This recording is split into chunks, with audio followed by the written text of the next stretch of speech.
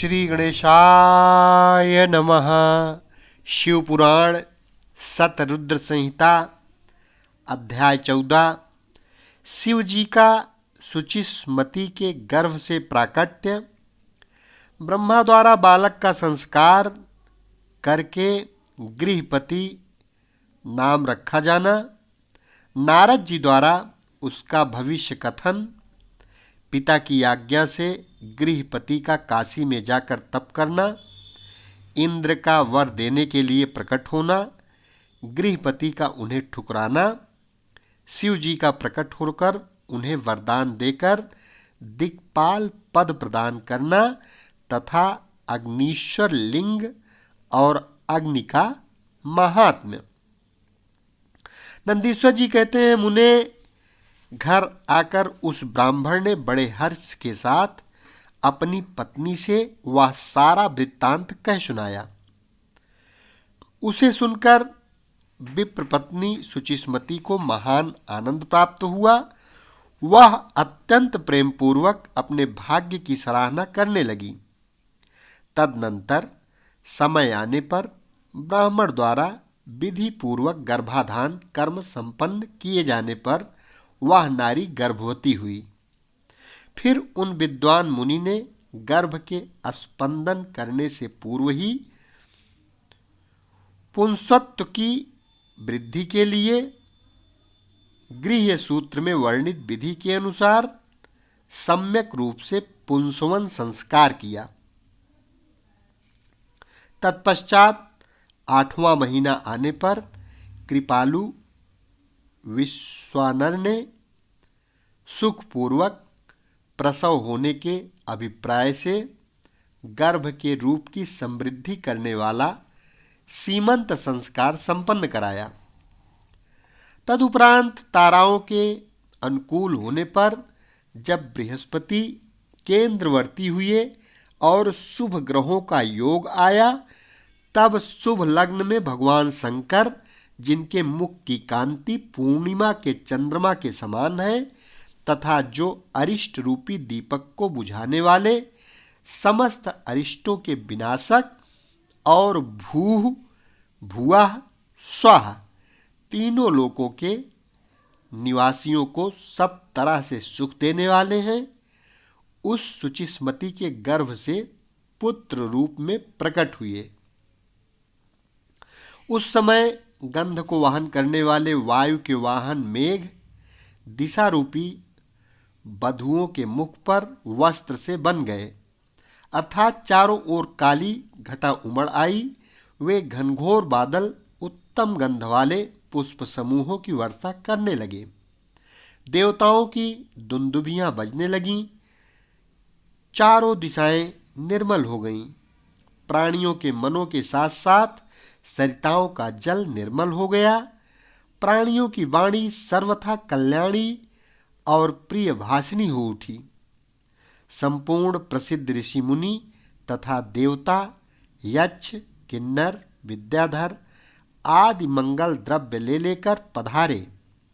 स्वयं ब्रह्मा जी ने नम्रता पूर्वक उसका जातकर्म संस्कार किया और उस बालक के रूप तथा वेद का विचार करके यह निश्चय किया कि इसका नाम गृहपति होना चाहिए।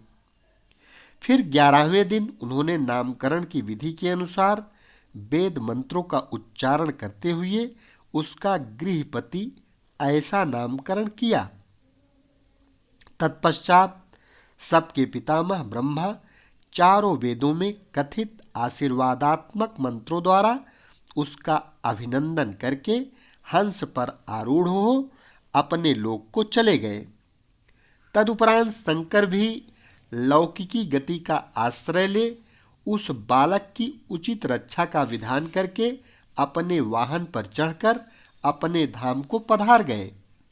इसी प्रकार श्री हरि ने भी अपने लोक की राह ली।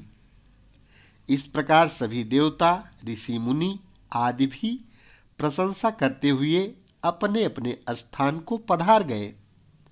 तदनंतर ब्राह्मण देवता ने यथा समय सब संस्कार करते हुए बालक को वेदाध्ययन करवाया। तत्पश्चात 9वां वर्ष आने पर माता पिता की सेवा में तत्पर रहने वाले विश्वानर नंदन गृहपति को देखने के लिए वहां नारद जी पधारे। बालक ने माता पिता सहित नारद जी को प्रणाम किया। फिर नारद जी ने बालक की हस्तरेखा, जिह्वा, तालु आदि देखकर कहा, मुनि विश्वानर, मैं तुम्हारे पुत्र के लक्षणों का वर्णन करता हूं, तुम आदर पूर्वक उसे श्रवण करो। तुम्हारा यह पुत्र परम भाग्यवान है। इसके संपूर्ण अंगों के लक्षण शुभ हैं, किंतु इसके सर्वगुण संपन्न संपूर्ण शुभ लक्षणों से समन्वित और चंद्रमा के समान संपूर्ण निर्मल कलाओं से सुशोभित होने पर भी विधाता ही इसकी रक्षा करें। इसलिए सब तरह के उपायों द्वारा इस शिशु की रक्षा करनी चाहिए, क्योंकि विधाता के विपरीत होने पर गुण भी दोष हो जाता है। मुझे शंका है कि इसके 12वें वर्ष में इस पर बिजली अथवा अग्नि द्वारा विघ्न आएगा। यूं कहकर नारद जी जैसे आए थे वैसे ही देवलोक को चले गए। सनत कुमार जी नारद जी का कथन सुनकर पत्नी सहित विश्वानर ने समझ लिया कि यह तो बड़ा भयंकर वज्रपात हुआ। फिर वे हाय मैं मारा गया यूं कहकर छाती पीटने लगे और पुत्र शोक से व्याकुल होकर गहरी मूर्छा के वशीभूत हो गए। उधर सुचिस्मती भी दुख से पीड़ित हो अत्यंत ऊंचे स्वर से हाहाकार करती हुई दाढ़ मारकर रो पड़ी। उसकी सारी इंद्रियां अत्यंत व्याकुल हो उठी। तब पत्नी के आर्तनाद को सुनकर विश्वानर भी मूर्छा त्याग कर उठ बैठे और ऐंग यह क्या है, क्या हुआ, यूं उच्च स्वर से बोलते हुए कहने लगे, गृहपति, जो मेरा बाहर विचरने वाला प्राण, मेरी सारी इंद्रियों का स्वामी तथा मेरे अंतरात्मा में निवास करने वाला है, कहाँ है? तब माता पिता को इस प्रकार अत्यंत शोकग्रस्त देखकर शंकर के अंश से उत्पन्न हुआ वह बालक गृहपति मुस्कुरा कर बोला। गृहपति ने कहा, माताजी तथा पिताजी, बताइए इस समय आप लोगों के रोने का क्या कारण है? किस लिए आप लोग फूट फूट कर रो रहे हैं? कहाँ से ऐसा भय आप लोगों को प्राप्त हुआ है? यदि मैं आपकी चरण रेणुओं से अपने शरीर की रक्षा कर लूं, तो मुझ पर काल भी अपना प्रभाव नहीं डाल सकता। फिर इस तुच्छ चंचल एवं अल्प बल वाली मृत्यु की तो बात ही क्या है। माता पिताजी, अब आप लोग मेरी प्रतिज्ञा सुनिए। यदि मैं आप लोगों का पुत्र हूं तो ऐसा प्रयत्न करूंगा जिससे मृत्यु भी भयभीत हो जाएगी। मैं सत्पुरुषों को सब कुछ दे डालने वाले सर्वज्ञ मृत्युंजय की भली भांति आराधना करके महाकाल को भी जीत लूंगा। यह मैं आप लोगों से बिल्कुल सत्य कह रहा हूं। नंदीश्वर जी कहते हैं, मुने, तब वे द्विज दंपति जो शोक से संतप्त हो रहे थे, गृहपति के ऐसे वचन जो अकाल में हुई अमृत की घनघोर वृष्टि के समान थे, सुनकर संताप रहित हो कहने लगे, बेटा, तू उन शिव की शरण में जा जो ब्रह्मा आदि के भी कर्ता, मेघवाहन, अपनी महिमा से कभी च्युत न होने वाले और विश्व की रक्षा मणि हैं। नंदीश्वर जी कहते हैं, मुने, माता पिता की आज्ञा पाकर गृहपति ने उनके चरणों में प्रणाम किया। फिर उनकी प्रदक्षिणा करके और उन्हें बहुत तरह से आश्वासन दे वे वहां से चल पड़े और उस काशीपुरी में जा पहुँचे जो ब्रह्मा और नारायण आदि देवों के लिए भी दुष्प्राप्य है। महाप्रलय के संताप का विनाश करने वाली और विश्वनाथ द्वारा सुरक्षित थी तथा जो कंठ प्रदेश में हार की तरह पड़ी हुई गंगा से सुशोभित तथा विचित्र गुणशालिनी हर पत्नी गिरजा से विभूषित थी। वहां पहुंचकर वे विप्रवर पहले मणिकर्णिका पर गए। वहां उन्होंने विधि पूर्वक स्नान करके भगवान विश्वनाथ का दर्शन किया। फिर बुद्धिमान गृहपति ने परमानंद मग्न हो त्रिलोकी के प्राणियों की प्राण रक्षा करने वाले शिव को प्रणाम किया। उस समय उनकी अंजलि बंधी थी और सिर झुका हुआ था। वे बारंबार उस शिवलिंग की ओर देखकर हृदय में हर्षित हो रहे थे और यह सोच रहे थे कि यह लिंग निसंदेह स्पष्ट रूप से आनंद कंद ही है। वे कहने लगे, अहो, आज मुझे जो सर्वव्यापी श्रीमान विश्वनाथ का दर्शन प्राप्त हुआ, इसलिए इस चराचर त्रिलोकी में मुझसे बढ़कर धन्यवाद का पात्र दूसरा कोई नहीं है।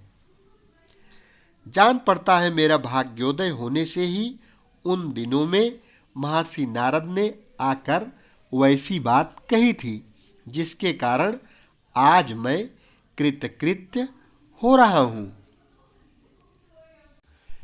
नंदीश्वर जी कहते हैं, मुने, इस प्रकार आनंदामृत रूपी रसों द्वारा पारण करके गृहपति ने शुभ दिनों में सर्वहितकारी शिवलिंग की स्थापना की और पवित्र गंगाजल से भरे हुए 108 कलशों द्वारा शिव जी को स्नान कराकर ऐसे घोर नियमों को स्वीकार किया जो आकृतात्मा पुरुषों के लिए दुष्कर थे। नारद जी इस प्रकार एकमात्र शिव में मन लगाकर तपस्या करते हुए उस महात्मा गृहपति की आयु का 1 वर्ष व्यतीत हो गया। तब जन्म से 12वां वर्ष आने पर नारद जी के कहे हुए उस वचन को सत्य सा करते हुए वज्रधारी इंद्र उनके निकट पधारे और बोले, विप्रवर, मैं इंद्र हूँ और तुम्हारे शुभ व्रत से प्रसन्न होकर आया हूँ। अब तुम वर मांगो, मैं तुम्हारी मनोवांछा पूर्ण कर दूंगा। तब गृहपति ने कहा, मधुवन, मैं जानता हूँ आप वज्रधारी इंद्र हैं, परंतु वृत्त शस्त्रों मैं आपसे वर याचना करना नहीं चाहता। मेरे वरदायक तो शंकर जी ही होंगे। इंद्र बोले, शिशो, शंकर मुझसे भिन्न थोड़े ही हैं। अरे मैं देवराज हूँ, अतः तुम अपनी मूर्खता का परित्याग करके वर मांग लो, देर मत करो। गृहपति ने कहा, पाक शासन, आप अहिल्या का सतीत्व नष्ट करने वाले दुराचारी पर्वत शत्रु ही है ना? आप जाइए, क्योंकि मैं पशुपति के अतिरिक्त किसी अन्य देव के सामने स्पष्ट रूप से प्रार्थना करना नहीं चाहता। नंदीश्वर जी कहते हैं, मुने, गृहपति के उस वचन को सुनकर इंद्र के नेत्र क्रोध से लाल हो गए। वे अपने भयंकर वज्र को उठाकर उस बालक को डराने धमकाने लगे। तब बिजली की ज्वालाओं से व्याप्त उस वज्र को देखकर बालक गृहपति को नारद जी के वाक्य स्मरण हो आए। फिर तो वे भय से व्याकुल होकर मूर्छित हो गए। तदनंतर अज्ञानांधकार को दूर भगाने वाले गौरीपति शंभु वहां प्रकट हो गए और अपने हस्त स्पर्श से उसे जीवनदान देते हुए से बोले, वत्स, उठ उठ, तेरा कल्याण हो। तब रात्रि के समय मुंदे हुए कमल की तरह उसके नेत्र कमल खुल गए और उसने उठकर अपने सामने सैकड़ों सूर्यों से भी अधिक प्रकाशमान शंभु को उपस्थित देखा। उनके ललाट में तीसरा नेत्र चमक रहा था, गले में नीला चिन्ह था, ध्वजा पर वृषभ का स्वरूप दिख रहा था, वामांग में गिरजा देवी विराजमान थीं, मस्तक पर चंद्रमा सुशोभित था। बड़ी बड़ी जटाओं से उनकी अद्भुत शोभा हो रही थी। वे अपने आयुध त्रिशूल और आजगब धनुष धारण किए हुए थे। कपूर के समान गौरवर्ण का शरीर अपनी प्रभा बिखेर रहा था। वे गज चर्म लपेटे हुए थे। उन्हें देखकर शास्त्र कथित लक्षणों तथा गुरु वचनों से जब गृहपति ने समझ लिया कि ये महादेव ही हैं, तब हर्ष के मारे उनके नेत्रों में आंसू छलक आए, गला रुंध गया और शरीर रोमांचित हो उठा। वे क्षण भर तक अपने आप को भूलकर त्रिकूट एवं त्रिपुत्रक पर्वत की भांति निश्चल खड़े रह गए। जब वे स्तवन करने, नमस्कार करने अथवा कुछ भी कहने में समर्थ न हो सके, तब शिवजी मुस्कुराकर बोले, ईश्वर ने कहा, गृहपते, जान पड़ता है तुम वज्रधारी इंद्र से डर गए हो। वत्स, तुम भयभीत मत हो, क्योंकि मेरे भक्त पर इंद्र और वज्र की कौन कहे। यमराज भी अपना प्रभाव नहीं डाल सकते। या तो मैं तुम्हारी परीक्षा ली है और मैंने ही तुम्हें इंद्र रूप धारण करके डराया है। भद्र, अब मैं तुम्हें वर देता हूं, आज से तुम अग्निपद के भागी होगे। तुम समस्त देवताओं के लिए वरदाता बनोगे। अग्नि, तुम समस्त प्राणियों के अंदर जठराग्नि रूप से विचरण करोगे। तुम्हें दिक्पाल रूप से धर्मराज और इंद्र के मध्य में राज्य की प्राप्ति होगी। तुम्हारे द्वारा स्थापित यह शिवलिंग तुम्हारे नाम पर अग्नीश्वर नाम से प्रसिद्ध होगा। यह सब प्रकार के तेजों की वृद्धि करने वाला होगा। जो लोग इस अग्नीश्वर लिंग के भक्त होंगे, उन्हें बिजली और अग्नि का भय नहीं रह जाएगा। अग्निमांद नामक रोग नहीं होगा और न कभी उनकी अकाल मृत्यु ही होगी। काशीपुरी में स्थित संपूर्ण समृद्धियों के प्रदाता अग्नीश्वर की भली भांति अर्चना करने वाला भक्त यदि प्रारब्धवश किसी अन्य स्थान में भी मृत्यु को प्राप्त होगा, तो भी वह निलोक में प्रतिष्ठित होगा। नंदीश्वर जी कहते हैं, मुने, यूं कहकर शिवजी ने गृहपति के बंधुओं को बुलाकर उनके माता पिता के सामने उस अग्नि का दिक्पति पद पर अभिषेक कर दिया और स्वयं उसी लिंग में समा गए। तात, इस प्रकार मैंने तुमसे परमात्मा शंकर के गृहपति नामक अग्न्यावतार का, जो दुष्टों को पीड़ित करने वाला है, वर्णन कर दिया। जो सुदृढ़ पराक्रमी जितेंद्रिय पुरुष अथवा सत्व संपन्न स्त्रियां अग्नि प्रवेश कर जाती हैं, वे सब के सब अग्नि सरीखे तेजस्वी होते हैं। इसी प्रकार जो ब्राह्मण अग्निहोत्र परायण, ब्रह्मचारी तथा पंचाग्नि का सेवन करने वाले हैं, वे अग्नि के समान वर्चस्वी होकर अग्निलोक में विचरते हैं। जो शीतकाल में शीत निवारण के निमित्त बोझ की बोझ लकड़ियां दान करता है अथवा जो अग्नि की इष्टि करता है, वह अग्नि के सन्निकट निवास करता है। जो श्रद्धापूर्वक किसी अनाथ मृतक का अग्नि संस्कार कर देता है अथवा स्वयं शक्ति न होने पर दूसरों को प्रेरित करता है, वह अग्निलोक में प्रशंसित होता है। द्विजातियों के लिए परम कल्याणकारक एक अग्नि ही है। वही निश्चित रूप से गुरु, देवता, व्रत, तीर्थ अर्थात सब कुछ है। जितनी अपावन वस्तुएं हैं, वे सब अग्नि का संसर्ग होने से उसी क्षण पावन हो जाती हैं। इसलिए अग्नि को पावक कहा जाता है। यह शंभु की प्रत्यक्ष तेजोमयी दहनात्मिका मूर्ति हैं, जो सृष्टि रचने वाली, पालन करने वाली और संहार करने वाली हैं। भला इसके बिना कौन सी वस्तु दृष्टिगोचर हो सकती है। इनके द्वारा भक्षण किए हुए धूप, दीप, नैवेद्य, दूध, दही, घी और खांड आदि का देवगण स्वर्ग में सेवन करते हैं।